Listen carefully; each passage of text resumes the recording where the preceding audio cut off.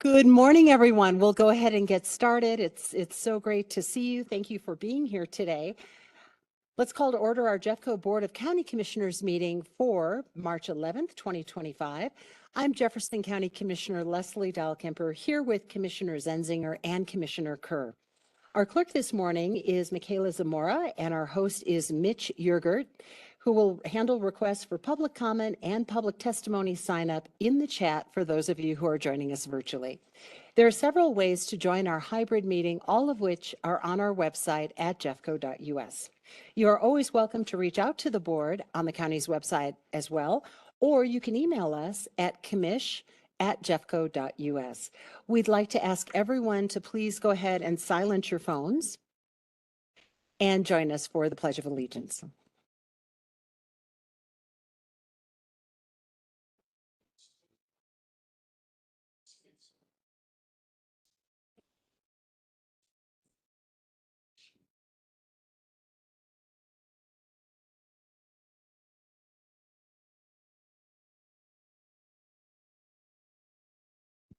Next on our agenda is public comment. The board will take up to 15 minutes at the beginning of our meeting for anyone who wishes to provide public comment to the board, either here in the hearing room or those of you who may be joining us virtually as well.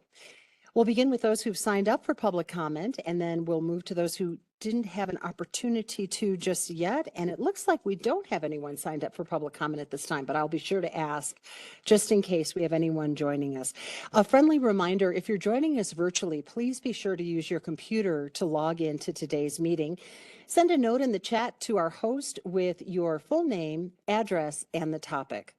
When it's your turn to speak, the host will unmute you. And thanks again for joining us this morning. Let me begin first by asking, is there anyone in the hearing room who would like to address the board at this time? All right, anyone virtually joining us? Yes, we have Carolyn Farbman. Great, thank you, Mr. Yergert. Please go ahead, Ms. Farbman. Yeah, she'll have to unmute herself. County commissioners doing everything they possibly can to ensure the safety of residents, students, and businesses near RMMA. Based on recent events, I would argue that they are not. Just recently, a Cessna crashed at RMMA during a touch-and-go maneuver after encountering a gust of wind, striking lights and signage. This incident serves as a reminder of the 2022 crash involving another Cessna in the Interlochen area. The FAA aviation report for the 2022 crash provided additional information about the unique characteristics of RMMA. It mentioned that airports near mountain ranges are especially vulnerable to unpredictable low-level wind shear.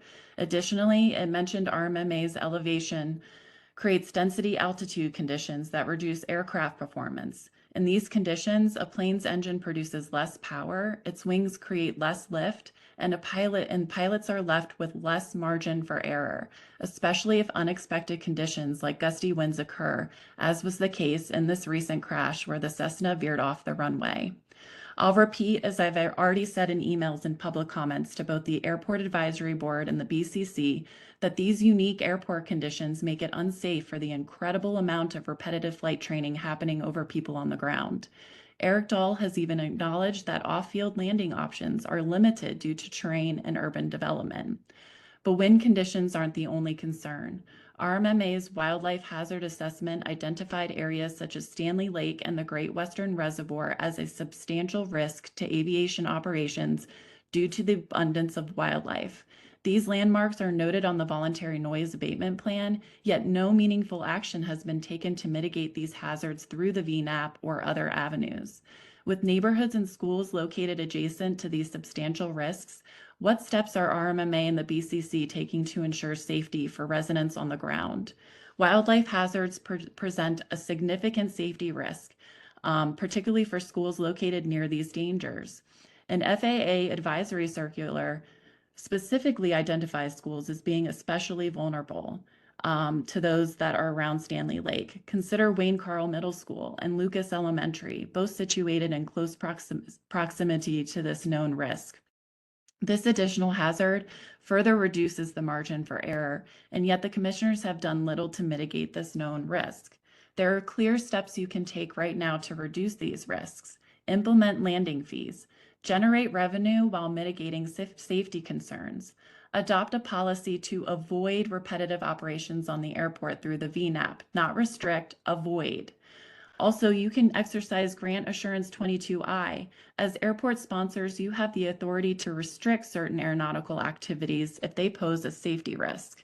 What type of accident will it take for the county to act? Does a plane need to crash into a home, a neighborhood, or a school before you decide to take these steps? Instead of waiting for a preventable strategy, I ask you to act now. Please do everything possible to keep us safe. Thank you, Ms. Farbman, for joining us this morning and for your comments. Mr. Yergert, I'm going to just double check to see if there's anyone else joining us online who'd like to speak this morning. No one else. Great, thank you so much. Next, we have Lynn Clemens. Lynn, if you'd please come forward. Ms. Clemens.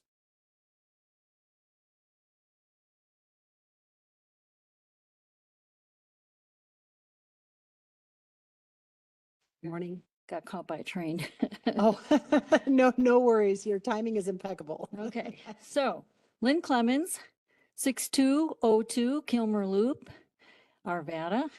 I'm here to speak about, I'd like to present a timeline for the Jeffco Farmers Highline Canal, also known as the Heritage Canal Trail in Arvada. February 23rd, 1981. I found an article in the Golden Transcript that reveals at a Fairmont Improvement Association meeting, it was stated that on land for expanding CSMRI facility, I quote, a trail is projected east of the Farmers Highline Canal to connect trails in the open space plan for Fairmont. Then in another Golden Transcript article, which led to me finding a BCC resolution for a meeting on April 15, 1991.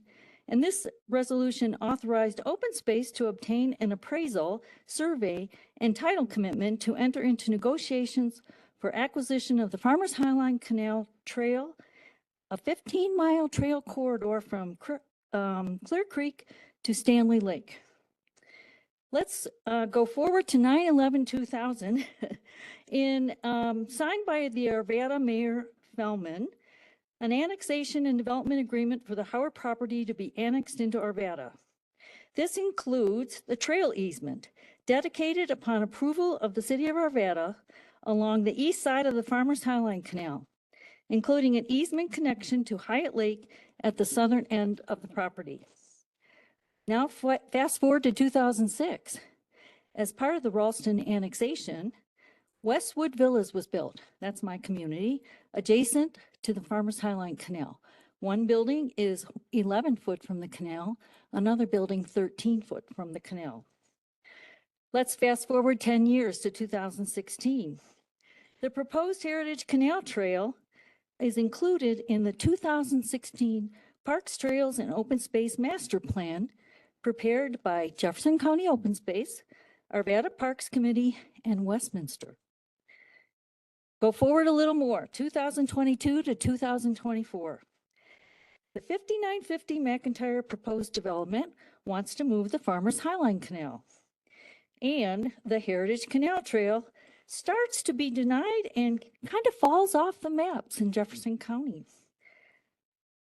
Go forward a little more to November 2024. Kelly Van Bruggen from the Arvada Transportation Planning, she's a manager, writes in an email, the proposed Heritage Canal Trail that is reflected in the city's 2016 Park Trails and Open Space Master Plan is not impacted by the project. If the city wants to build a trail on the 5950 McIntyre site near the canal, in the future, we will work with the county to obtain an easement. Time. March 10th, 2015, one more. Yeah, if there's just a sentence or two to Yes. close, please. At the meeting yesterday, Scott Carlson enthusiastically supports the trail on the 5950 McIntyre property. And I wish I had his words but it's not posted yet. So what comes next? Let's get Scott, Arvada Parks, and Jefferson County Open Space in a room and revive the Farmers Highline Canal Trail, also known as the Heritage Canal Trail, to make this a reality for the BCC from 1991. Thank you, Ms. Clemens. Okay, Thank you. No worries. Okay, thank you for sharing that with us. Is there anyone else who'd like to speak during public comment? Please come forward and share with us your address, and you'll have 3 minutes. Good morning. My name is Ann LaFoon. I reside at 14825 West 58th Place in unincorporated Jefferson County. Yesterday, I'm sure you know that the Board of Appeals heard the community's appeal of the grading permit for 5950 McIntyre. One of the reasons we appealed that permit was that it was unclear on Appendix A, the soils budget, where the soil was coming from for rebuilding the new Farmers Highline Canal Channel. You guys know that this is an extremely contaminated site. There's been radioactive waste buried there since 1955 when President Eisenhower was president. Subsurface, sediment, groundwater, and surface soils have all been affected by heavy metals, which cause cancer, uranium that was buried indiscriminately and bulldozed over this property, and TCE, which is in the groundwater. For the first time yesterday, the developer told us they are using the soils from a radioactive wastewater pond to rebuild a new drinking water canal channel. Let me just say that again. They are using the soils from Ralston Ponds, which is the former wastewater ponds where radioactive waste was deposited to rebuild the Farmers Highline drinking water canal channel. This was not disclosed. The source of these soils was not disclosed on Appendix A with the grading permit. The board has limited authority to make decisions as to whether or not CDPHE, the environmental authority in our state, has made a good decision. And I understand the board was very patient. There were 200 to 300 people there on Wednesday. This was a 2-day trial. The board said, you know, wow, your situation really stinks, basically. And I'm paraphrasing them. They said, but it's not within the limits of our authority to determine whether or not these soils are properly clean and clean enough to use to build a drinking water canal. There are two problems. One, these soils were tested in 1997 before standards were even released by the EPA in 2005 for testing cadmium, a highly carcinogenic material that is in these soils. 3 other studies showed that there were levels of arsenic at 20 to 40,000 times the allowable limit. They're relying on one study from 1997 that does not comply with today's standards for testing and making sure soils are clean. What can you do? One thing you can do, I hope, is make sure that this grading permit for those 12 acres is not allowed to be amended by the applicant to expand to the rest of the 55 acres. The only thing the state is providing for is testing before they excavate 50 feet down to the Arapahoe Formation and possibly crack that formation and get contamination into our groundwater. Time.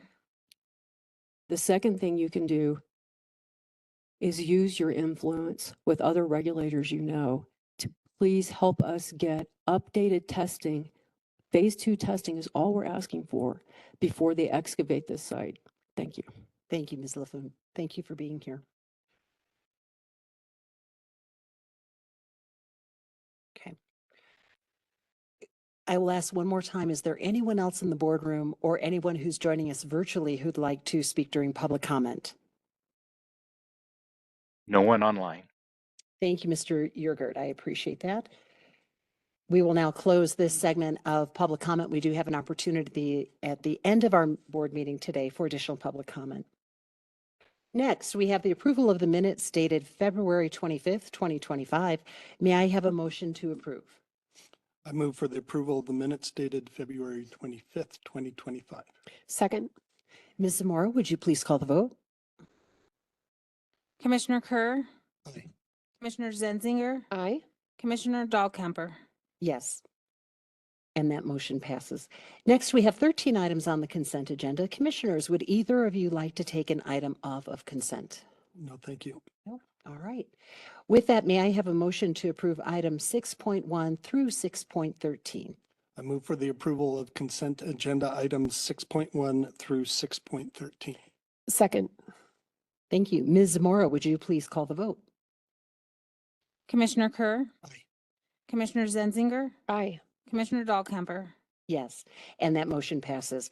Next is our regular agenda. We have no agenda items on our regular agenda at this time. We have 2 items on our consent agenda, that is on the hearing consent portion of our agenda. Ms. Zamora, would you please read hearing consent agenda items 9.1 and 9.2 into the record?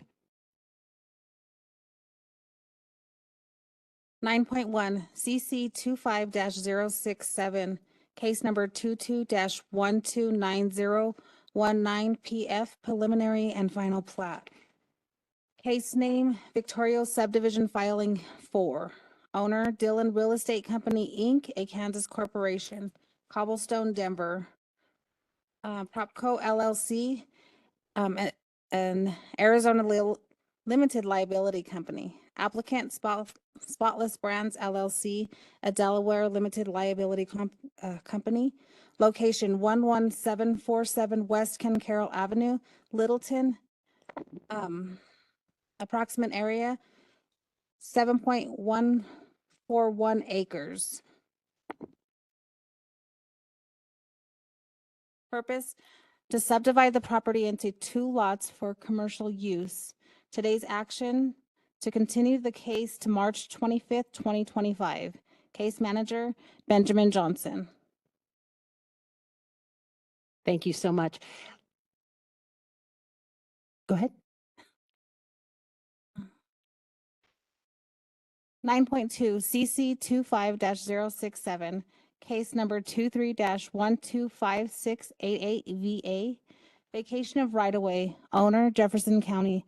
Applicant Webb Family Living Trust. Location right-of-way adjoining 32429 Aspen Meadows Drive, Evergreen. Approximate area 0.06 acres. Purpose: to vacate right-of-way for the unused cul-de-sac bulb adjacent to Aspen Meadows Drive. Case manager, Laura Armstrong. Great, thank you so much. Let me ask if there's anyone in the audience who would like us to remove one of these items from consent, or anyone joining online. Commissioners would either, I'm sorry, Mr. Yerger, go ahead.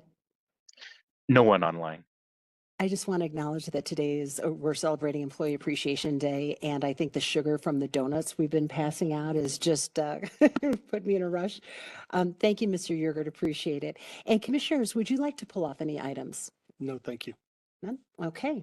May I have a motion to approve the consent agenda items 9.1 through 9.2? I move for the approval of hearing regular or consent agenda items 9.1 and 9.2. Second. Ms. Zamora, would you please call the vote? Commissioner Kerr, Aye. Commissioner Zenzinger, Aye. Commissioner Dahlkemper. Yes, and that motion is approved. Next, we'll move to the hearing regular portion of our meeting, and we have no items. And finally, we move to our second round of public comment. And I'll go first online. Mr. Yergert, is there anyone who'd like to comment? No one online. Thank you. And anyone in the hearing room? Okay, we will close this portion, second portion of public comment. And next we have reports from county commissioners. I will begin first with Commissioner Zenzinger. Thank you so much. I have a number of things to discuss today. First off, I just want to recognize that Commissioner Kerr and I went to the NACO conference in Washington, D.C. last week so that we could interact and lobby our congressional members of Congress on issues pertaining to counties. I had a really productive conversation with Representative Gabe Evans from the Congressional District 8. He was very receptive to our concerns, in particular around Medicaid, and he assured those of us in the room that there would not be any cuts to Medicaid benefits, that they are interested in making sure that they are increasing efficiencies, but he was pretty adamant that they are not planning on cutting Medicaid benefits. So I told him I had him on the record on that, was going to hold him to that.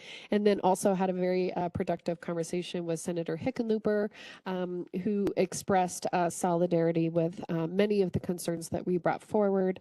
Those 4 concerns collectively on behalf of counties in Colorado were CCAP funding, the Colorado Child Care Assistance Program, as well as SNAP, TANF, transportation funding, and then Medicaid.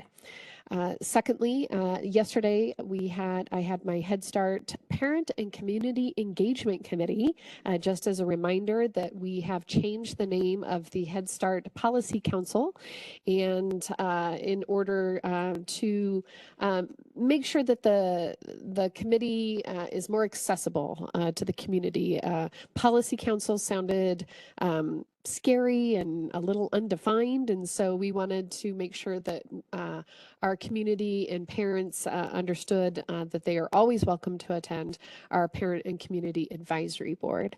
So, and yesterday we had a really interesting discussion about the Head Start self-assessment that they conducted a few months ago and reported out on their findings. They had 4 major findings from that self-assessment, and these are changes that they are acknowledging in the 5-year time frame for their 5-year grant cycle. And every time we renew for our grant, we do another community assessment to just determine what is our community facing, have things changed, what are the new challenges. So those major reflections were the cost of living in Jefferson County has increased greatly. We are now the 4th most expensive county to live in all of Colorado. One of the interesting findings is that it takes a $139,000 combined income in order to meet all of your basic needs in Jefferson County, which is extraordinary. Another key point is that the number of unhoused and unsheltered individuals in Jefferson County has increased significantly. And the reason why this is important is because it's not just adults, it's children and families that are experiencing homelessness, and in approximately 1,000 children in the metro area, which has an impact on our Head Start program.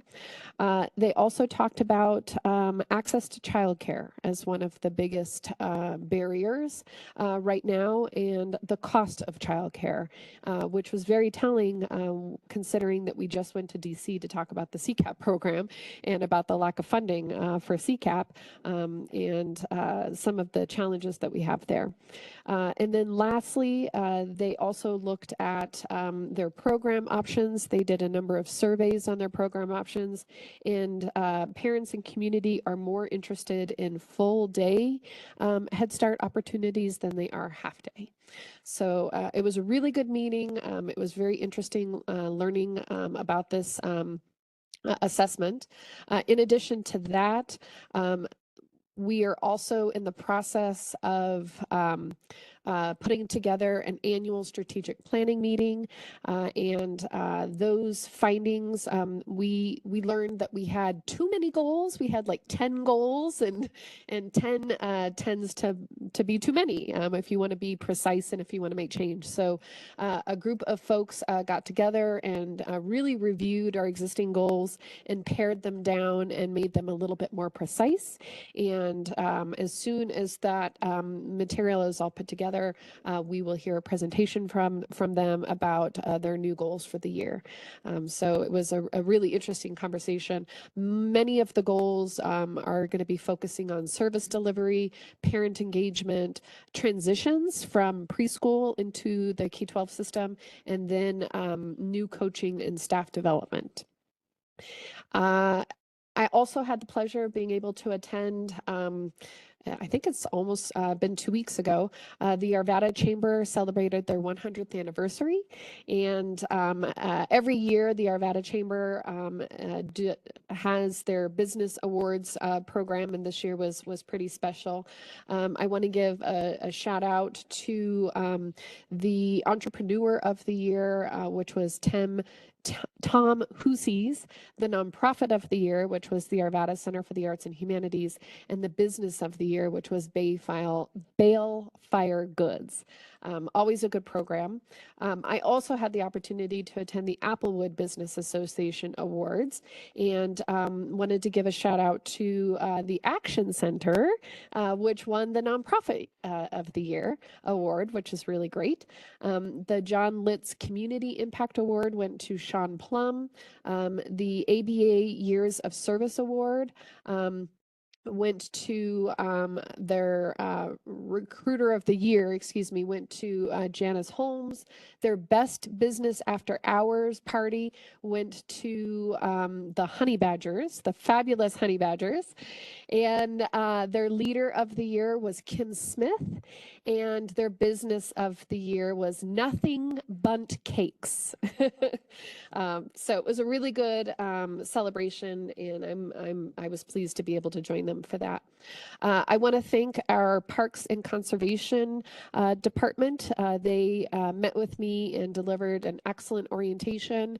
I'm rounding out my orientations with the different departments within Jefferson County, and that one was really fascinating and interesting. I love the history of how that all got started, including a significant role for the League of Women Voters. I also had an opportunity to attend a statewide meeting that was sponsored by the Department of Local Affairs. I was one of 500 people, maybe more, to discuss the issue of the federal funding freezes and their potential impact to Colorado. And lastly, participated in the metro area county commissioners meeting. It was not very well attended because most of the commissioners were attending NACO and had already left at that point. I was leaving the next day because of the Arvada Chamber anniversary celebration. And one significant thing that happened is that we had a fantastic presentation from a coalition that is working on affordable housing issues, in particular in support of a bill that is making its way through the legislature in order to address construction defects litigation reform. It was a really good conversation and a really good opportunity to ask questions about that bill. Thank you. I know it has been an incredibly busy week and a half plus, actually 2 weeks. Commissioner Kerr. Thank you.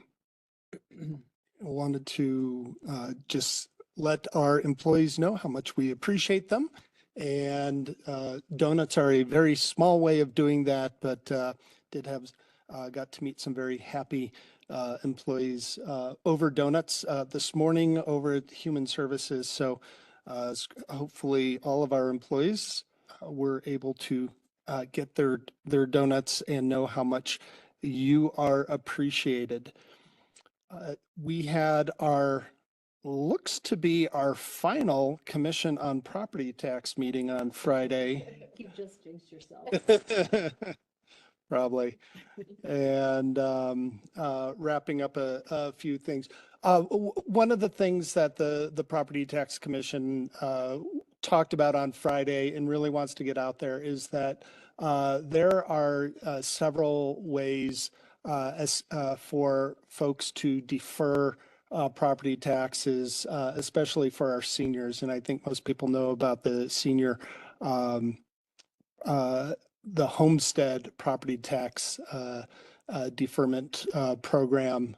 But the state treasurer does have a program in place in conjunction with many counties, including Jefferson County, where seniors can defer their property taxes. And if folks, as you are looking to pay your property taxes, you can go to the state treasurer's website and find out more about that.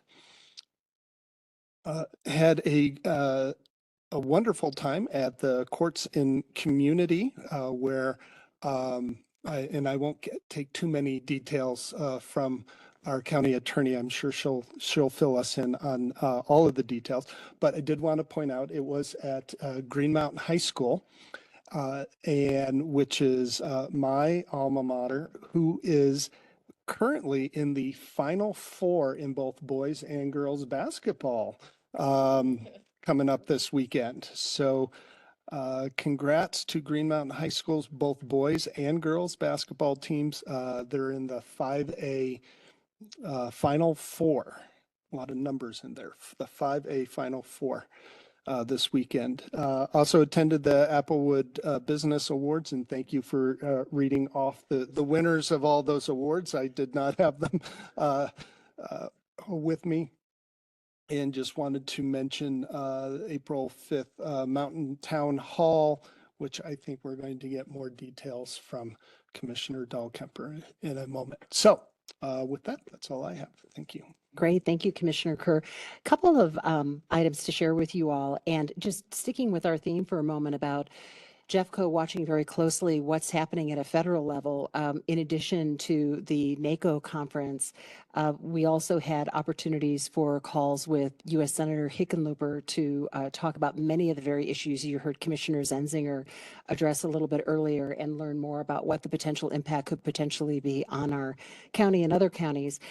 Also had an opportunity to attend the Mountain Area Land Trust meeting, which focused specifically on recent public opinion polling on national lands. And the polling was conducted by a Republican and Democrat pollster. Lori Weigel, a Republican pollster, did the presentation. And as you might imagine, there is more support than ever for our national public lands. And we also know that many enjoy the natural beauty of our public lands. Our U.S. Forest Service workers and so many others are also held in very high esteem for the work that they do in terms of land stewardship. And we'll be sure to get a copy of that poll and share it with everyone who may be interested. I'm going to just double check. Are we able to mute that little background noise? Okay, perfect. And then I also attended Representative Pedersen's town hall on Saturday at Alameda High School in Lakewood. More than 1,000 people, some estimates were around 1,500 people or more, attended that town hall to ask questions again about what we're seeing at the federal level. What is the impact on areas like the Federal Center, which could lose up to I think, is it 6,000 jobs or more? If I'm not, I know there are 6,000 federal workers living in Jefferson County. A.G. Weiser was there along with Mayor Wendy Strom, Representative Rebecca Stewart, and then of course former Congressman Ed Perlmutter as well.